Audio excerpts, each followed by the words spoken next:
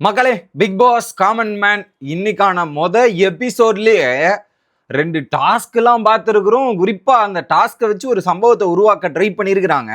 But அந்த சம்பவம் okay அப்படின்ற மாதிரி சொல்லலாம். ஆனா வந்திருக்கிற புறா பயலுங்களுமே இப்படி இருந்தா என்னதான்பா இது அப்படின்ற மாதிரி யோசிக்கவும் வைக்குது. இன்னொரு பக்கம் இது ரியலாவே ஒரு காமன் மேன் ஷோவா இல்ல வந்திருக்கிறவங்க எல்லாருமே காமன் மேனா அப்படின்ற ஒரு பரவலான ஒரு பேசு பொருளுமே இப்ப சோசியல் மீடியால உருவாகி இருக்கிறத நம்மளால பார்க்க முடியுது. அப்படி இன்னைக்கு நாள்ல என்னென்ன சம்பவங்கள் நடந்தது அப்படின்றது தான் இந்த வீடியோல தெளிவா ரிவ்யூ பண்ண போறோம். சேனலுக்கு புதுசா இருந்தீங்கன்னா சப்ஸ்கிரைப் பண்ணிருங்க. வீடியோக்கு லைக்கும் ஐப்பும் கண்டிப்பா கொடுத்துடணும். ஃபேஸ்புக் மற்றும் யூடியூப் தளத்துல ஃபாலோ பண்ணாம வீடியோ பார்க்குறவங்க அதிகமா இருக்கீங்க. எல்லாரும் ஃபாலோ பண்ணிட்டு வீடியோ பார்க்குமாறு கேட்டுக்கொள்கிறேன். இப்போ கண்டென்ட்டுக்குள்ள போயிடலாம். நிறைய பேர் ரீசெண்டாக வந்து கமெண்ட் செக்ஷன்ல வந்து என்ன ப்ரோ வீடியோவே போடாமல் இருந்தீங்கன்ட்டு. ஸோ கோயிலுக்கு போயிட்டு இருந்தேன், ரிட்டர்ன் ஆயாச்சு. இதுக்கப்புறம் ரெகுலராக வீடியோ வரும். ஸோ எந்த விதமான டிலே இருக்காதுன்றத சொல்லிக்கிற மக்களே. So Bigg Boss common man கிட்டத்தட்ட பல லட்சம் பேர், பல கோடிக்கணக்கான பேர் வந்து அப்ளை பண்ணியிருக்காங்க. அதுல சில பேரை நாங்கள் செலக்ட் பண்ணியிருக்கோம் அப்படின்ற அவர் சொல்லியிருக்கிறாங்க. ஆனால் அதுல காமன் மேனா இல்லை இன்ஃப்ளூயன்சரை செலக்ட் பண்ணியிருக்காங்களான்ற ஒரு பெருங்கேள்வி இருக்கு. இப்போ ஒரு காமன் மேன்னா என்ன, சோசியல் மீடியாவில் எதுலேயுமே அந்த அளவுக்கு பெரிய இதுவே இல்லாமல் ஒரு காமனான ஒரு ஆளாக இருக்கணும். அந்த மாதிரி ஏன் தெலுங்குலாம் நீங்கள் எடுத்துகிட்டு பார்த்தீங்கன்னா போன வருஷம் வின்னர்லாம் வந்து பார்த்தீங்கன்னா வின்னரு செகண்ட் ரன்னர்லாம் வந்து பார்த்தீங்கன்னா அந்த அளவுக்கு பெரிய ஃபாலோவர்ஸ்லாம் இருக்கிற மாதிரிலாம் இல்லை. இன்ஸ்டாகிராமில் 100 1000 தாங்க. அதுக்கப்புறம் தான் உங்களுக்கு ஒரு பெரிய டெவலப்மெண்ட் நடந்துச்சு. ஆனால் இந்த ஷோவில் உள்ளே வரும்போதே பார்த்தீங்கன்னா 50,000 60,000 70,000 அப்படின்ற மாதிரி ஃபாலோவர்ஸ் பல லட்சங்கள் வச்சிருக்கிற ஃபாலோவர்ஸாக எடுத்துகிட்டு வந்துருக்குறாங்க. ஸோ இதை கேள்வி கேட்கும்போது நீங்க காமன் மேன் செலக்ட் பண்ணீங்களா இல்ல இன்ஸ்டாகிராம் ஃபாலோவர்ஸ் இருக்கா நீ செலக்டடுப்பா அப்படின்ற மாதிரி செலக்ஷன் ப்ராசஸ் நடத்துனீங்களா அப்படின்ற ஒரு கேள்வி பெரும்பாலும் மக்கள் மத்தியில வருது. அப்படி எனக்கு ஒரு ஏக்கம் இருக்கு. அதன் அடிப்படையில் பார்க்கும்போது கூட சரி, நீங்க இந்த மாதிரி இன்ஃப்ளூயன்சர் இந்த மாதிரி இருக்கிறவங்கள தான் எடுக்கிறீங்கன்னா அப்ப இந்த பிக் பாஸ் பத்தி பேசுறவன், பிக் பாஸை பத்தி பண்றவங்க எல்லாம் எடுக்கிறதுக்கான வாய்ப்பு கொடுக்கலாமே. அவங்களுக்கு மட்டும் வாய்ப்பு கொடுக்க மாட்டோம், கண்ட கருமத்தையும் கண்ட கன்றாவையும் பண்றவங்களுக்கு எல்லாம் ஒரு பெரிய வாய்ப்பை கொடுப்போன்ற மாதிரி கொடுத்துருக்காங்க போல இருக்கு அப்படின்ற மாதிரி எனக்கு தோணுது. இது பரவலா நிறைய பேரும் பேசவும் ஆரம்பிச்சிருக்காங்க. உங்களோட கருத்து என்ன அப்படின்றத கமெண்ட் செக்ஷன்ல சொல்லிருங்க மக்களே. இப்போ எபிசோடுக்குள்ள போயிருவோம். ஸோ குறிப்பா இந்த எபிசோடு ஆரம்பிக்கும் போதே பார்த்தீங்கன்னா விஜய் சேதுபதி அந்த பிக் பாஸ் ஒரு மியூசிக் ரெடி பண்ணியிருப்பாங்கல்ல, விஜேஎஸ் வந்ததுக்கு அப்புறம் அந்த மியூசிக்கை போட்டு தான் எபிசோடு ஆரம்பிக்கிறாங்க. ஆரம்பிக்கும் போதே பார்த்தீங்கன்னா பல தமிழ் மக்களை பேரன்புகளை கொண்ட பிக் பாஸ் நிகழ்ச்சி இப்போ ஒரு புதிய அத்தியாயத்தை தொடங்கி இருக்குன்ற மாதிரி அந்த 9 சீசனுக்கான லோகோவும் போட்டுட்டு கடைசியா அந்த பிக் பாஸ். ஏன்னா இங்க இருக்கிற சாமானிய மக்கள் வந்து தமிழ்நாட்டில் இங்கிருந்து சென்னை முதல் கன்னியாகுமரியில் இருக்கிறவங்க எல்லாருமே அப்ளை பண்ணியிருக்காங்களாம். அதுல தகுதி வாய்ந்த நபர்களுக்கு நாங்க செலக்ட் பண்ணியிருக்கிறோம். அதுலயும் குறிப்பா குரூப் டிஸ்கஷன் அப்படின்ற மாதிரி ஃபர்ஸ்ட் என்னென்ன ரவுண்ட் நடந்திருக்குன்னா, ஃபர்ஸ்ட் நீங்க 2 நிமிஷம் வீடியோ பேசியிருப்பீங்க, அதை பேஸ் பண்ணி அவங்க செலக்ட் பண்ணியிருப்பாங்க. அடுத்ததாக 2வது வந்து வீடியோ கால் இன்டர்வியூன்ற மாதிரி உங்களை ஜூம் மீட்டிங்ல இன்டர்வியூ பண்ணியிருப்பாங்க 2வது ரவுண்ட். அதை முடிச்சுட்டு நீங்க அடுத்ததா பாத்தீங்கன்னா 3rd ரவுண்டா வந்து குரூப் டிஸ்கஷன் போயிருப்பாங்க. அங்க ஒரு டாபிக்கை கொடுத்து 20 பேரா பேட்சா பிரிச்சு அந்த டாபிக்கை வந்து பேச ஆரம்பிச்சு அதுல இருந்து செர்டன் மெம்பரை செலக்ட் பண்ணி அடுத்த கட்ட இன்டர்வியூ அப்படி ஷார்ட் லிஸ்ட் பண்ணி 50 பேரை இந்த ஷோக்குள்ள எடுத்துட்டு வந்து நிறுத்தி வச்சிருக்கிறாங்க. ஆனா தகுதியான நபர்கள் அப்படின்றத அவங்க வேணா நாங்க common man show common man எடுத்திருக்குன்னு சொல்லலாம். ஆனா வந்து இது வந்து காமன் மேன் கிடையாது, பிக் பாஸ் இன்ஃப்ளூயன்சர் மேன் அப்படின்ற மாதிரி வேணா பேரை வச்சுக்கலாம் அப்படின்றத சொல்லிக்கலாம். ஏன்னா அதன் அடிப்படையில தான் மெஜாரிட்டி ஆஃப் த கண்டஸ்டன்ஸ் யோசிச்சு பார்க்கும்போது எல்லாருக்குமே அவ்வளோ ஃபாலோவர்ஸ் அவ்வளோ இதெல்லாம் இருக்குது அப்படின்றத நம்மளால பார்க்க முடியுது. இதை முடிஞ்சிட்ட உடனே பார்த்தீங்கன்னா எல்லாம் கண்டஸ்டன்ஸ் நாங்க எவ்வளவு கஷ்டப்பட்டு இவ்வளவு தூரம் வந்திருக்குன்னு தெரியுமா, ஏன்னா அவங்களும் இந்த ஷோ வந்து நாங்க உண்மையாதாங்க ஆடிஷன் பண்ணியிருக்கோம், உண்மையாதாங்க இது பண்ணியிருக்கோன்ற மாதிரி சொல்லணும் இல்லையா. அதன் அடிப்படையில அதுல செலக்ட் ஆன 50 கண்டஸ்டன்ஸ் இருக்காங்கல்ல, அவங்க தரப்புல இருந்து நிறைய விஷயங்களை வந்து சொல்றாங்க. சொல்லிட்டு அந்தந்த இதெல்லாம் கடந்து இருக்குன்ற மாதிரி சொல்லி முடிச்ச உடனே அடுத்ததாக ஆரம்பிக்குது பிக் பாஸ் காமன் மேனோட முதல் டாஸ்க் என்ன டாஸ்க் தெரியுமா மக்களே? பிக் பாஸ்ல இது வந்து ஒரு வேற மாதிரி ஒரு டாஸ்க். இந்த டாஸ்க்லாம் வந்தா அப்படியே சண்டை பறக்கும், அதிரடி கிளம்பும் பிக் பாஸ்ல. என்ன காரு பஸ்ஸு, போன சீசன்லாம் ஃபேமஸ் கார் டாஸ்க் தெரியும்ல, மாயா சாரி யாரது ஐயோ கமர்தீன் மற்றும் பார்வதி எலிமினேஷன், சாண்ட்ராவை கீழே தள்ளி விட்டது எவ்வளோ பெரிய இஷ்யூ ஆச்சு. அந்த மாதிரி ஒரு டாஸ்க் தான் பஸ்ஸு. என்னன்னா அங்கே கிட்டத்தட்ட 2 பஸ் இருக்குமா.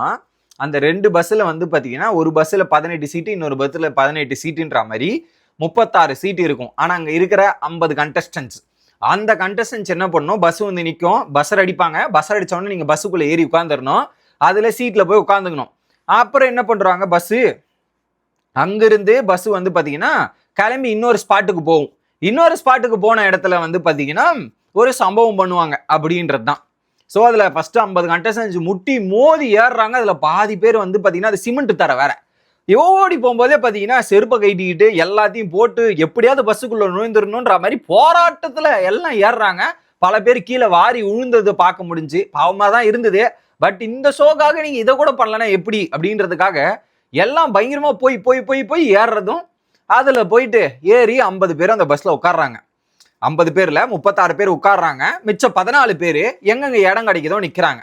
அப்போ ஒருத்தர், நானும் இந்த ஷோக்கு வந்திருக்கேன், நான் என்ன பண்ணணும்னு காட்டணும்லன்ற மாதிரி ஒரு நபர் என்ன பண்றாரு, welcome to common man show அப்படின்ற மாதிரி சீட்டை விட்டு எழுந்து அதை வந்து கேமரா முன்னாடி பதிவு பண்றாரு. அவன் வந்து பிளாக்லாம் பண்ற மாதிரி ஒரு பதிவு பண்ணுவாங்கல்ல, அந்த மாதிரி ஒரு பக்கம் பதிவு போடுறாப்புல.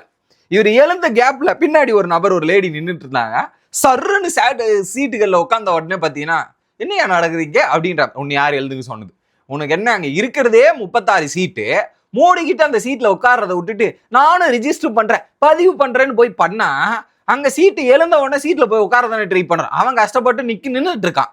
அப்ப நீ இந்த மாதிரி தேவையில்லாத வேலையை பார்த்தா சீட்டு எடுக்க தானே செய்வாங்க. அங்க அந்த சீட்டு உட்கார்ந்த உடனே இவருக்கும் அந்த லேடிக்கும் மாத்தி மாத்தி தள்ளு முள்ளு. அங்க ஒரு பயங்கரமான ஒரு சண்டை போது, போய் உட்காருங்கன்ற மாதிரி ஏகப்பட்ட சண்டை அங்க ஒரு பக்கம். ஸோ ஆக மொத்தத்துல இந்த ஷோல நான் இருக்கணும், நான் இந்த ஷோக்குள்ள அடுத்த கட்டத்துக்கு போகணும்ன்றதுல என்ன வேணாலும் செய்யறதுக்கு தயாரா இருக்கிறாங்க இதுல இருக்கிற எல்லா கண்டஸ்டன்ஸுமே அப்படின்றது தெளிவா நம்மளால புரிஞ்சுக்க முடியுது. சரி, அப்படியே அந்த பஸ் என்ன பண்றாங்க, அங்க இருந்து அந்த பஸ்ஸை கட் பண்ணி அப்படியே எடுத்துட்டு போறாங்க ஒரு இருட்டறை. ஒரு பெரிய ஷெட் மாதிரி இருக்குது, அந்த பஸ் ஷெட் மாதிரி. அதுக்குள்ள போயிட்டு லைட் எல்லாம் ஆஃப் பண்ணிட்டு இருட்டறையில பஸ்ஸோட 2 ரெட் லைட்டை மட்டும் ஆன் பண்ணி நிக்க வைக்கிறாங்க. அதுல 2 மணி நேரம், 2 மணி நேரம், 1 மணி நேரம்லாம் கிடையாது, 2 மணி நேரம் போயிட்டு காத்தே இல்லாம அந்த பஸ்ல எல்லாம் தத்தளிச்சு வேர்த்து விறுவிறுக்க உளுந்து எல்லாம் அங்க உட்காந்து தத்தளிக்கிறாங்க. அதை ஒரு பக்கம் பார்க்க முடியுது. ஸோ எவ்வளவு நேரம் தான் போகுதுன்ற மாதிரி. பட் இதுல ஆக்சுவலா என்னன்னா இன்னொரு சம்பவத்தை பண்ணிருக்கலாம் அவங்க. அதுல என்னன்னா இவங்களுடைய எண்டுரன்ஸும் இதுக்காக சஸ்டெயின் பண்றாங்களா, பஸ்ஸை விட்டு இறக்காம இவ்வளவு வேர்த்து தண்ணி ஊத்தி காத்து இல்லாம இதெல்லாம் இருக்கு. இதெல்லாம் மீறி இந்த 50 பேரும் சஸ்டெயின் பண்றாங்களான்றது தான் டெஸ்ட் பண்ணிருக்கிறாங்க. அதுல மாற்றுக்கிறது இல்லை. ஸோ எந்த அளவுக்கு இவங்க இது பண்றாங்கன்றது. பட் என்னன்னா அதுல இன்னொரு ட்விஸ்ட்டை வச்சிருக்கலாம். நீங்க வந்து எலிமினேட் பண்ணணும் உங்க பஸ்ல இருக்கிற ஒரு சில நபர்களை அப்படின்னு நினைச்சா அப்போ தெரிஞ்சிருக்கும். அவன் இந்த பிக் பாஸ் சீசன் 9 மாதிரி தள்ளி விடுறானா இல்ல வந்து நியாயமா பேசி எலிமினேட் பண்றானான்றது புரிய வச்சிருக்கலாம். பட் அது பண்ணாம விட்டாங்க. அது பண்ணியிருந்தா இன்னும் கொஞ்சம் இன்ட்ரெஸ்டிங்கா இருந்திருக்கும். பட் ஆனா தள்ளி விட்டுருப்பானுங்க. நல்லாவே எனக்கு தெரியுது, புடிச்சு தள்ளுன்னு தள்ளி விட்டு முடிச்சு விட்டுருப்பாங்க. ஓகே, 2 மணி நேரம் முடிஞ்ச உடனே எல்லாம் வேர்த்து விறுவிறுத்து அந்த டிஷ்யூ எல்லாம் நனைஞ்சு போச்சுன்ற மாதிரி எல்லாம் ஒரு பக்கம் எக்ஸ்பிளனேஷன். அதுவும் டிஸ்கவரில இருந்து போய் காட்டு எருமைகளை போட்டு அடைப்பாங்களா, அந்த மாதிரி எங்களை அடைச்சு விட்டாங்கப்பா அப்படின்ற மாதிரி பேசி முடிக்கிறாங்க. இது முடிஞ்ச உடனே அடுத்து டாஸ்க் 2. 2வது டாஸ்க் என்ன தெரியுமா, பிளைண்ட் ஃபோல்டை போட்டுட்டு அங்க ஒரு சேர்களை போட்டு வச்சிருக்காங்க. அந்த இடத்துல 45 சேர் இருக்கு. அந்த 45 சேர் கீழேயும் ஒவ்வொரு நம்பர் ஒட்டி வச்சிருக்காங்க. அந்த நம்பரை வந்து பாத்தீங்கன்னா நீங்க போய் கண்ணு மூடிக்கிட்டு இருக்கணும். கண்ணை மூடிட்டு போய் அந்த சேரை எடுத்து நீங்க அந்த சேரை பிடிச்சி உட்காந்துக்கணும். அந்த சேர்ல இருக்கிற நம்பர் தான் உங்க கண்டஸ்டன்ஸோட நம்பர். 50 கண்டஸ்டன்ஸ், அங்க 45 நம்பர் இருக்கு. 5 பேர் எலிமினேட் ஆகிற சிச்சுவேஷன்ல வச்சிருக்காங்க. இதுல அந்த கண்ணில் போடுற ஒரு பேண்டேஜ் இருக்குல்ல, அந்த பேண்டேஜ் கூட உருப்படியா போட மாட்டீங்களாடா பிக் பாஸ் டீம், இல்ல காமன் மேன் டீம் பண்ணுங்கடா. அதை கூட பண்ணாம நிறைய பேருக்கு அறங்குறையமா கண்ணு தெரியுற மாதிரி இதெல்லாம் பண்ணி ஒரு விஷயத்த பண்ணிருக்கிறாங்க. அதுவும் உருப்படியா பண்ணல. என்ன பண்ணிட்டாங்க, ஸ்டார்ட் பண்ணவொடனே எல்லாம் அடிச்சு பிடிச்சு சேரை பிடிக்கிறாங்க. அதுல நிறைய பேருக்கு சேர் கிடைக்கல. இதுல ஒரு லேடி சேரை பிடிச்சிருச்சு, இன்னொருத்த வந்து மேல உட்காரும் போது காலை தூக்கி அந்த சேருக்கு நடுவுல போடுறேன்னு சேர் மேல போட்ட உடனே அந்த நபர் என்ன பண்ணிட்டாரு, நீ காலை தானே போடுவ, நான் கால் மேலேயே உட்கார்றேன்ற மாதிரி கால் மேல உட்கார்றது அங்க ஒரு பக்கம். இன்னொரு பக்கம் வந்து ஒரு நபர் வந்து தலையை வச்சு நான் தப்பிச்சுக்கிறேன் தலையை சேர் மேல உட்காந்து பிடிச்சின்னு தான் தலைக்கு மேல வந்து முனியம்மான்ற ஒரு கண்டஸ்டன்ஸ் உட்கார்ந்தாங்க. பட் உட்கார்ந்த உடனே அவங்க தலை இந்த மாதிரி அவங்க பேசின உடனே இல்ல ஓகே அவங்க உட்காந்துக்கிட்டோன்னு. ஆனா இவங்க முயற்சி பண்ணாங்க. ஆனா அந்த இடத்துல அவங்க இப்படி பண்றாங்கன்னு தெரிஞ்ச உடனே அதை விட்டு விலகி பரவாயில்ல நான் ஹெல்மெட் ஆனாலும் பரவாயில்லன்ற மாதிரி முனியம்மா பண்ணது வந்து ஒரு வரவேற்கத்தக்க விஷயம். அவங்க முயற்சி பண்ணாங்க, கிடைக்கல. பட் இருந்தாலுமே அந்த இடத்துல வந்து ஒரு இஷ்யூ நடக்குது அப்படின்னும் போது அதை வந்து சாக்ரிஃபைஸ், ஏன்னா நிறைய பேர் அப்படிலாம் இல்லைங்க நான் தலை போனா பரவாயில்ல நான் உட்கார உன்னையார் தலையை வைக்க சொன்னு சண்டை போறதுக்கான வாய்ப்பு இருக்கு. ஆனா அந்த இடத்துல ஒரு மனிதனையும் அடிப்படையில அவங்க வந்து வெளியே வந்த தருணத்தை வரவேற்கத்தக்கதா பார்க்க முடிஞ்சு. இந்த மாதிரி அடிச்சு புட்டிச்சுக்குன்னு ஒரு 5 பேர் ரிஜெக்ட் ஆன நிலைமையில இருக்கிறாங்க. அந்த நேரம் தான் கரெக்டா வந்து பாத்தீங்கன்னா மாயாவோட இது என்ட்ரி. மாயா ஸ்குவாட் அசம்பிள் அப்படின்ற மாதிரி சீசன் 7ல இருந்த அவங்களுக்கான ஸ்குவாட் எல்லாம் இருந்திருக்கும். அதை வந்து அங்க சொல்றாங்க. சொல்லி முடிச்ச உடனே பாத்தீங்கன்னா பரவாயில்ல, நான் ரொம்ப சந்தோஷமா இருக்கேன்.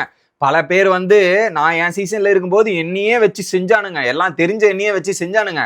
ஆனா இவனுங்க உள்ள வந்து என்னென்னலாம் தாங்க போறாங்க, இல்லைன்னா வாங்க போறாங்கன்றதுல ரொம்ப ஹாப்பியா இருக்கு. குறிப்பா சேலஞ்சஸ் எனக்கே கொடுத்துருந்தாங்க. இப்போ வந்து நம்ம மற்றவங்களுக்கு கொடுக்குறதெல்லாம் பார்க்கும்போது ரொம்ப ஜாலியா இருக்குன்ற மாதிரி மாயா வந்து அந்த மாதிரி பேசினதையும் பார்க்க முடிஞ்சு. பரவாயில்ல, ஒரு என்டர்டைன்மெண்ட்டுக்கா பேசுறேன். எனக்கு மாயா சீசன் 7 கண்டஸ்டன்ஸா பிடிக்காது. பட் ஆஸ் அ என்டர்டைனரா அவங்க வந்து பண்றது தட் வாஸ் நைஸ் அப்படின்ற ஒரு பாராட்டை கொடுக்கலாம். ஓகே, இது நடந்து முடிஞ்சோடனே மாயா வந்து அந்த அந்த இன்ட்ரோ கொடுத்துட்டு இருக்காங்க அந்த மெயின் என்ட்ரன்ஸ்ல. பட் அவங்க நார்மலா இருக்கிற ட்ரெஸ்லேயே சூப்பரா இருந்தது. ஆனா அந்த ஒரு கண்ணாடி போட்டுட்டு black colour shirt, white colour black colour coat, white சட்டுன்னு மண்ணு போட்டிருந்தாங்களே, அதுதான் கொஞ்சம் செட் ஆகாத மாதிரி ஃபீல் ஆச்சு நமக்கு. ஆனா அந்த இடத்துல அந்த 15 செலிபிரிட்டிஸ் சண்டை, சச்சரவு, பாத்ரூம் கழுவி போராடி இதுல வந்து நிறைய விஷயங்கள் நடக்கும். ஆனா ஒரு காமன் மேனா இருந்து அவங்களை ஓட்டு போட்டு எலிமினேட் பண்ணியிருப்பாங்க, சப்போர்ட் பண்ணியிருப்பாங்க.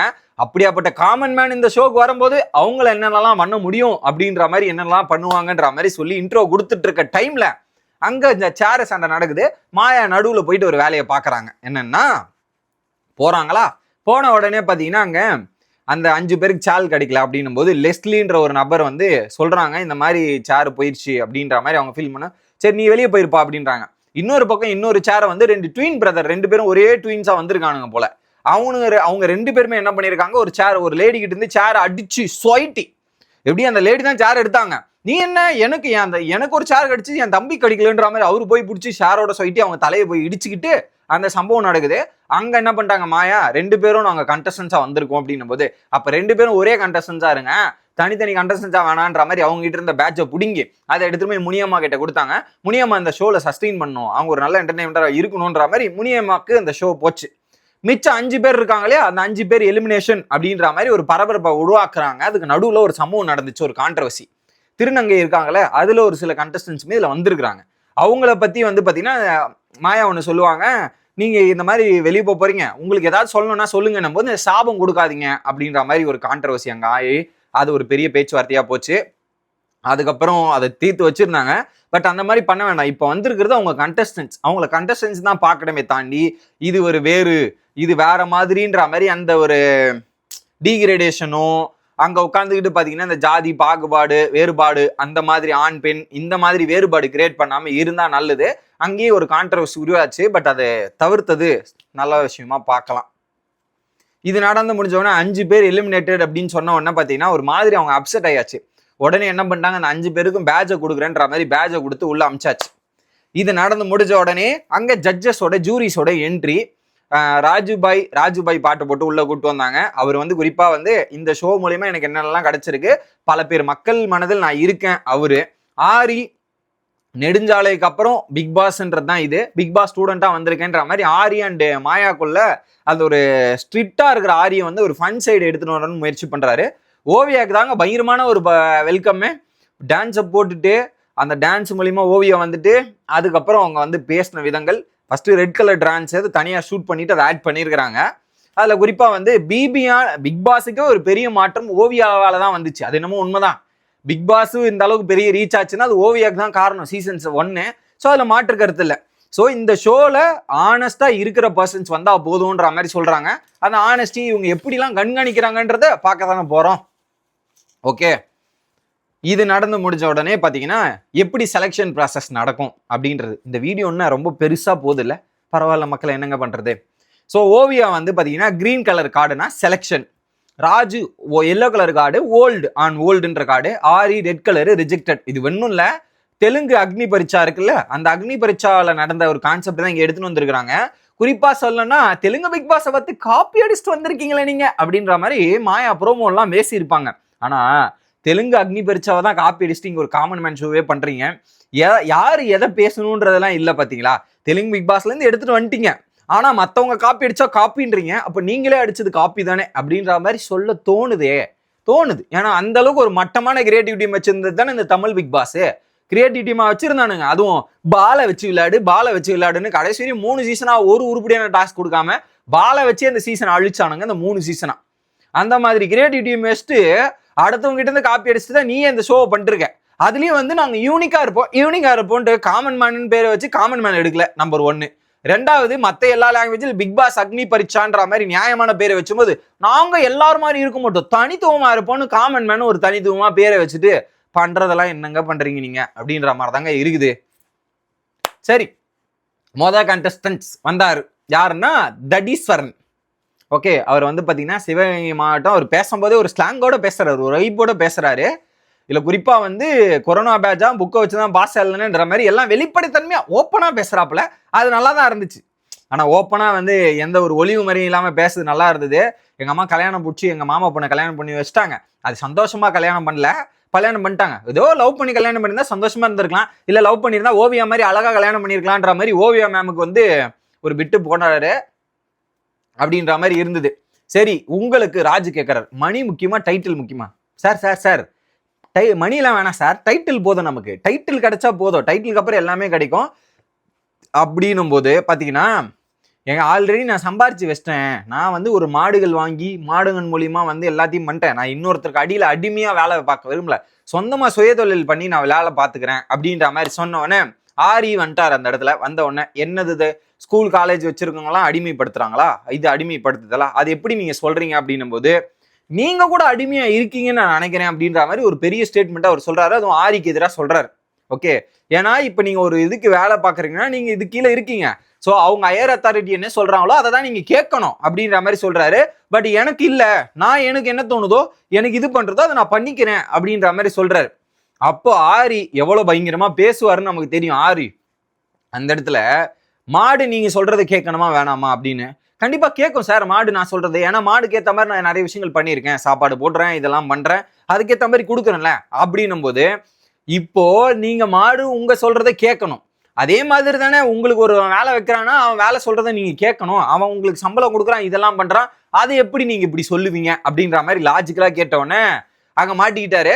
பட் அதுக்கப்புறம் அது அந்த ஒரு ஸ்டிக் ஆன் பண்ணியிருந்தாரு. பட் என்னன்னா ஒரு ஆர்குமெண்ட் வந்து அவர் கேட்க ஒரு பதில் சொல்ல, இவங்க கேட்க அவங்க பதில் சொல்லன்ற மாதிரி நல்லாவே ஆர்குமெண்ட் போச்சு.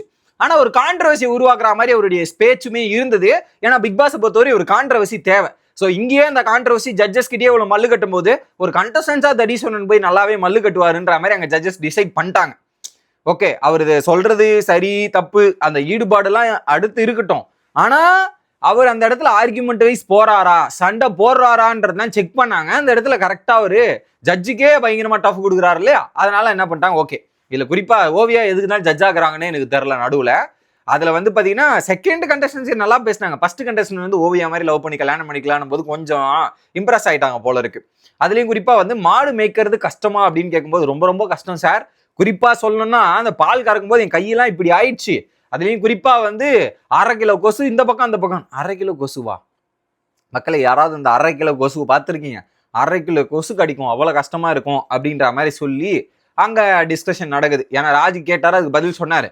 உடனே ஓவியா வந்து என்ன ஒரு நாள் கூட்டு போயிட்டு அந்த மாடு பால் கறக்கிறதெல்லாம் இது பண்றீங்களான்னும் போது ஆமா மேடம் நீங்க வந்துருங்க, மதுரை வந்துட்டீங்கன்னா ஏர்போர்ட் அங்கிருந்து 7 கிலோமீட்டர் தான் அப்படின்னும் போது சார் நீங்க தான் காசு வச்சிருக்கீங்களா, ஓவியா டிக்கெட் போட மாட்டீங்களா அப்படின்னும் போது இல்ல ஓவியா கிட்ட நிறைய காசு இருக்கும், அவங்க டிக்கெட் போடணும். அதுவும் வந்து விட்டு கொடுக்காம ஓவியா தான் என்னதான் அவர் வந்து ஓவியாவை இம்ப்ரெஸ் பண்ற மாதிரி பேசி இருந்தாலுமே காசுன்னும் போது அதுல ஒரு தெளிவான ஒரு ஸ்டாண்ட் எடுக்கிறாரு. அந்த இடத்துல இல்ல அவங்க கிட்ட காசு இருக்கும் என்கிட்ட இல்ல அப்படின்ற அளவுக்கு பேசி அந்த இடத்துல நல்லா இருந்தது. அப்பதான் அவருடைய ஹிடன் டேலண்ட்டை பத்தி சொல்றாரு. என்னன்னா எல்லாரும் குடத்தை வந்து கையில தூக்குவோம், இடுப்புல தூக்கி வைப்போம், தலையில தூக்கி வைப்போம், ஆனா நான் வாயில தூக்குவேன், பல்லுல தூக்குவேன்ற மாதிரி சொல்லி பிளாஸ்டிக் குடத்துல தண்ணி ஊற்றி அந்த பல்லுலால தூக்குனதை பார்க்கும்போது வியக்க வச்சுது. ஓகே, ஒரு டேலண்ட். ஆனா குறிப்பா பிக் பாஸ் டீம் பிக் பாஸ்ல தான் இப்படி பண்ணுவீங்கன்னா இந்த காமன் மேன் ஷோலயே யாரா முட்டாளாக்குறீங்க நீங்க? புரியல. ஆடியன்ஸே இல்லாத இடத்துல கிளாப்ஸ் வருது, அவ்வளவு கிளாப்ஸ் வருது எப்படின்னே தெரியல. எல்லாம் எடிட்டட் ரெக்கார்டட். இதைத்தான் பிக் பாஸ்ல வந்து அப்படியே எடிட்டட் ரெக்கார்டட் கிளாப் போட்டு மக்களை ஏமாத்துறீங்க, முட்டாள் பண்ணீங்க. இந்த இடத்துல அதே டெக்னிக்கை ஃபாலோ படுத்துறீங்களா, உருப்படுவீங்களா நீங்க எல்லாம் அப்படின்ற மாதிரி தான் அந்த இடத்துல அவங்க பண்ண சம்பவங்கள்லாம் இருந்துச்சு. ஸோ என்ன பண்ணிட்டாங்க, ஆரி வந்து சொல்றாரு ஓப்பனா பேசுறீங்க, ஸோ உங்களுடைய தேவை மட்டும்தான் குழப்பமா இருக்கே தாண்டி ஓகே அப்படின்னு சொல்லிட்டு உடனே வந்து ஓவியா மேடம் ஆனஸ்டா இருக்காரு, குட் ஆர்டா இருக்காரு, பிடிச்சிருக்கு எனக்கு அப்படின்ற மாதிரி செலக்டட் அப்படின்ற கிரீன் சிக்னலை கொடுக்குறாங்க. அவர் 2 டயலாக் தான் பேசினார் ஓவியா மேம் கிட்ட. ஓவியா மாதிரி ஒரு பொண்ணு அழகா லவ் பண்ணிருக்கலாம் அப்படின்னாரு. ஓவியா மேம் பிடிக்கும்னாப்ல, ஊருக்கு வேற கூப்பிட்டு அந்த பால் கறக்கிறதெல்லாம் இது பண்றேன்னாப்ல. இந்த ஒரு 3 டயலாக்காக ஓவியா மேம் வந்து ஆனஸ்டா இருக்காரு, குட் ஆர்டா இருக்காரு, பிடிச்சி போயிடுச்சு அப்படின்னு சொல்லிட்டு செலக்டட் கொடுத்தீங்க பாத்தீங்களா, அங்க இருக்கீங்க நீங்க அப்படின்ற மாதிரி தான் இருக்குது. ஆனா ஆக்சுவலா அவங்க செலக்ட் பண்ண காரணம் ஓப்பனா இருக்கிறதுலாம் இல்லை, ஆர்கியூமெண்ட் பண்றாப்புல, கான்ட்ரவர்சியா பேசுவாப்புல, அது ரொம்ப தேவைப்படுது இந்த ஷோக்கு. அதனால இது ஓகே அப்படின்றதுக்காக தான் செலக்ட் பண்ணியிருக்காங்கன்றதுலாம் எனக்கு தோணுது. உங்களோட கருத்தை கமெண்ட்ஸ்ல சொல்லிருங்க. அடுத்ததாக 2வது கண்டஸ்டன்ஸ் யாருன்னா மோனிகா கிறிஸ்டினா. இவங்க வந்து பாத்தீங்கன்னா ஒரு ஐடி கம்பெனில ஒரு மேனேஜரா ஒரு கார்பரேட் கம்பெனில இருக்கிறாங்க. ஸோ நான் வந்து கொஞ்சம் ஐஸை உடைச்சிட்டு தான் இப்போ ஜாலியாக பேச ஆரம்பிச்சிருக்கேன்னு சொல்லும்போது, நீங்கள் எதுக்கு பிக் பாஸ்க்கு வந்தீங்க அப்படின்னும் போது, இல்லைங்க எனக்கு வந்து வீட்டில் வந்து ஒரு பல பிரச்சனைகள் இருந்தது, எனக்கு கரியராக இந்த மாதிரி எனக்கு யோசிக்கிற சுச்சுவேஷன், நான் ஆங்கரிங் மூவிலாம் நிறைய ட்ரை பண்ணியிருக்கேன், எனக்கு வீட்டு சுச்சுவேஷன்லால் நான் வந்து கம்பெனிக்கெலாம் போக ஆரம்பிச்சு இது மாதிரி ஆயிட்டேன். பட் இப்போ ஒரு காமன் மேன் ஒரு ஆப்பர்ச்சுனிட்டி வந்திருக்கு, அதிலே நம்ம ட்ரை பண்ணக்கூடாதுன்னு நான் முயற்சி பண்ணேன் அப்படின்ற மாதிரி சொல்கிறாங்க. ஓகே, அவங்க சொன்னதில் வந்து பார்த்தீங்கன்னா, ஸோ இந்த இன்ட்ரோடக்ஷனில் நீங்கள் என்ன சொல்ல வரீங்க, ஏதாவது இன்ட்ரெஸ்டிங்காக பண்ணி காட்டுங்கன்னு ஜட்ஜஸ் கேட்குறாங்க. அது வந்து என்ன பண்ணணும் நீங்கள் சொல்லுங்கள், நான் பண்ணி காட்டுறேன் அப்படின்ற மாதிரி சொன்னும்போது, நீங்கள் இந்த பிக் பாஸ் வீட்டுக்குள்ள போனீங்கன்னா நீங்கள் இதை பண்ணணும் அதை பண்ணணும்னு பிக் பாஸ் சொல்ல மாட்டார். உங்களுக்கு தோன்ற விஷயங்கள் தான் நீங்கள் பண்ணணும், அதை தான் நீங்கள் என்னன்னு சொல்லுங்க அப்படின்னும் போது அவங்க வந்து அவங்களுடைய பேச்சுலையும் கொஞ்சம் தெளிவாக பேச மாட்டேங்கிறாங்க. என்ன எதுக்காக இந்த ஷோக்கு வந்திருக்கேன், எதுக்கு இந்த ஷோ ரொம்ப முக்கியன்றதையும் சொல்ல மாட்டேங்கிறாங்க. அப்படின்னும் போது எனக்கு இங்கிலீஷ் நல்லா பேச தெரியும், லோக்கலாகவும் கொஞ்சம் பேசுவேன், ஒரு சில டைம் பேர் வேர்ட்ஸ்லாம் வரும் அப்படின்ற மாதிரி பேசும்போது ஒரு மாதிரி இருந்தது. ஏன்னா அவங்க ரெட் கலர் ட்ரெஸ் போட்டு நான் இன்னொரு டேலண்ட்டை காட்ட போறேன்னு தான் உள்ள வந்தாங்க. அவங்க தனியாக பேசிட்டு உள்ள வந்தாங்க. ஆனால் என்ன டேலண்ட் ஏன் அப்படின்ற மாதிரியும் ஷோகேஸ் பண்ணலை. என்ன பேசணுன்றதை கூட அவங்க பேசியே காட்டுற மாதிரி தெரியும். ஒரு தெளிவாக இந்த ஷோக்காக நான் இவ்வளோ முயற்சி பண்ணியிருக்கேன், எதுக்கு இந்த ஷோ முக்கியம் ஏன் அப்படின்றத அவங்க தெளிவான கிளாரிட்டி கொடுக்கணும்ல, கொடுக்கல. கொடுக்காம இப்படி பேசினவொன்னே பார்த்தீங்கன்னா என்னது இது, எல்லாரும் ஒரு ட்ரீம்ஸோட ஒரு இதோட வந்திருப்பாங்க. உங்களுக்கான ரீசன் என்னங்கன்னும் போது, நான் ஒரு என்டர்டெயின்மெண்ட்லாம் அந்த அளவுக்கு பயங்கரமா பண்ணுவேன் அப்படின்ற மாதிரி சொல்றாங்க. சரி, ஏதாவது என்டர்டெயின்மெண்ட்டுமா அப்படின்னும் போது எவ்வளவு நாளுமா டைம் எடுப்பேன், இப்போ நான் காமிச்சிருது கொஞ்சம் தாங்க, 5 நிமிஷத்துல பார்த்தோன்னே பிடிச்சிருமா, எல்லாரும் பார்க்க தான் எனக்கு பிடிக்கும், அந்த மாதிரி எனக்கு இன்னும் கொஞ்சம் நிறைய இருக்கு காட்டுறேன் அப்படின்னும் போது, எப்பதாமா உன் ட்ரைலரை காட்டுவேன், எப்பதாமா என்டர்டெயின்மெண்ட் காட்டுவேன்னும் போது, ஸோ இப்பதான் காமிச்சனே அதான் இது அப்படின்ற மாதிரி பேசுறாங்க. ஒண்ணுமே அவங்க என்டர்டெயின்மெண்ட் பண்ணல, ஏதாவது பேசுறத வச்சு அவங்க இது பண்ணிடணுன்றாங்க. எதுவுமே தெளிவா பேசின மாதிரி இல்லை, கிளாரிட்டியும் இல்லை. என்னங்க நீங்க போர் அடிக்கிற மாதிரி எப்பவுமே இப்படிதான் பேசுவீங்களா அப்படின்ற மாதிரி ஓவியா டென்ஷன் ஆகிட்டு இப்படி பேசிட்டு உடனே உங்களுக்கு டீகோட் பண்ண தெரியலங்க என்கிட்ட இருந்து. அவங்க என்ன பேசினாங்க டீகோட் பண்றதுக்கு, அவங்க பேசின கான்டெக்ட்லயும் ஒன்றும் இல்லை, அதை வச்சு டீகோட் வேற பண்ணணுமா. என்ன டீகோட் அதுல இருக்கு, என்ன எனக்கு வந்து கரியரா ஃபேமிலியா அப்படின்னு, கரியரா ஃபேமிலியானும் போது எனக்கு அந்த கரியரை நோக்கி ஃபேமிலியை பார்த்துக்கணும்னு சுச்சுவேஷன் உருவாயிடுச்சுன்னாங்க. அப்புறம் வந்து பிக் பாஸ் அப்படின்னாங்க, வாய்ப்பு வந்து பயன்படுத்திக்கிட்டாங்க. வேற என்ன சொன்னாங்க, வேற அதை வச்சு நம்ம என்ன டீகோட் பண்றது, ஒரு மண்ணாங்கட்டியும் பண்ண முடியாது அதுல. அப்படிதான் இருந்து உடனே ராஜு சொல்லிட்டார், இப்ப கூட நீங்க பரவாயில்லமா அப்படின்னு, நீங்க எல்லாத்துலயும் பரவாயில்லன்னு இருக்கிற கிரைடீரியாவா தான் இருக்கீங்க. இப்ப நீங்க எலிமினேட் ஆனாலும் சந்தோஷமா போயிட்டு வீட்டுல ஒரு நாள் அழுவீங்க, அதுக்கப்புறம் அது அடுத்த வேலையை பார்த்துருவீங்க. ஸோ அந்த அளவுக்கு வந்து நீங்க கொஞ்சம் சென்சிட்டிவா இருக்கீங்க, அந்த அளவுக்கு உங்களுக்கு தெரியல, நீங்க என்ன பண்ணுங்க அடுத்த வாட்டி ட்ரை பண்ணுங்கன்ற மாதிரி ரெட் கார்டை காமிச்சு முதல்ல வெளியே போங்க அப்படின்ற மாதிரி மோனிஷா கிறிஸ்டினாவை எலிமினேட் பண்ணி அமுச்சு விட்டுருக்காங்க முதல் நாள் எபிசோட்ல. ஆனா வந்திருக்கிற கண்டஸ்டன்ஸ் எல்லாருமே அதுல குறிப்பா ஒருத்தர் சொல்றாங்க, அந்த பஸ் டாஸ்க்லயே சாட் டாஸ்க்லயோ இந்த ஷோல அந்த ட்வின்ஸ்ல ஒருத்தர், இந்த ஷோல நான் இருக்கணும், நான் போகணும், அதுக்காக நான் என்ன வேணாலும் பண்ணுவேன் அப்படின்ற மாதிரி சொல்றாரு. என்ன வேணாலும்னா என்னத்த சொல்றீங்க சார் நீங்க அப்படின்ற மாதிரி தான் இருக்குது. ஸோ இது அது எப்படி அந்த ட்வின்ஸ் எல்லாம் 2 பேரையும் அட் அ டைம்ல செலக்ட் பண்ணி உள்ள போட்டு, ஆக்சுவலா வந்து இந்த ட்வின்ஸ் கண்டென்ட்ஸ் தான் பிக் பாஸ்ல இது வரைக்கும் ஒர்க் அவுட் ஆகல. இந்த வாட்டி அந்த ட்வின்ஸ் எடுத்துட்டு போயிட்டு, ஏன்னா யாருன்னு 2 பேரும் ஒரே மாதிரி ட்ரெஸ்ஸை போட்டு 2 பேரும் உள்ள இது போய் நிறைய விஷயங்கள் ஏமாத்தலாம்ல, அந்த ஏமாத்துற தருணங்களை வச்சு ஒரு கண்டென்ட் பண்ணலாம்ல, அதனால ட்வின்ஸை செலக்ட் பண்ணி இந்த பிக் பாஸ்ல போட்டிருக்கானுங்களோ பிக் பாஸ் அப்படின்ற மாதிரி எனக்கு தோணுது. ஸோ இதுதான் முதல் எபிசோட்ல நடந்த தருணங்கள். ஆல்ரெடி வீடியோவை நிறைய பேர் காலையிலே எங்க ப்ரோ வீடியோ அப்படின்னு நிறைய பேர் கேட்டிருந்தீங்க. ஸோ இதுக்கப்புறம் காலையிலேயே வீடியோ வர்றதுக்கான முயற்சிகள் எடுக்கிறேன். ஏன்னா நைட்டு 12 மணிக்கு வீடியோ வருது, அதை நான் இது பண்ணி அதை கிட்டத்தட்ட ஒரு 50 மினிட்ஸ் எபிசோடு, அதை பார்த்துட்டு நம்ம வீடியோ பண்ணுறதுக்கு ஒரு 1/2 மணி நேரம் ஆகுது. ஸோ 1:30 மணி ஆயிடுது. கொஞ்ச நாளாக வந்து தூக்கம் ஸ்லைக்கெல்லாம் மெயின்டைன் பண்ணுறதுக்குன்னா டப்புன்னு போய் அந்த ஸ்லைக் எல்லாம் மாத்தனா நமக்கும் கொஞ்சம் பிரச்சனையாகுதா, அதனால தான் டிலே ஆயிடுச்சு, மன்னித்து விடுங்கள். ஸோ இதுக்கப்புறம் எவ்வளோ சீக்கிரமா என்னால் வீடியோவை உங்களுக்கு எடுத்துகிட்டு வந்து சேர்க்க முடியுமோ அவ்வளோ சீக்கிரமா சேர்க்க ட்ரை பண்ணுறேன். ஸோ தொடர்ந்து பிக் பாஸை பற்றி தெரிஞ்சுக்கணுன்னா நேஷனல் சேனலை பார்த்து ஃபாலோ பண்ணி சப்ஸ்கிரைப் பண்ணி இணைஞ்சிருங்க. Bye guys.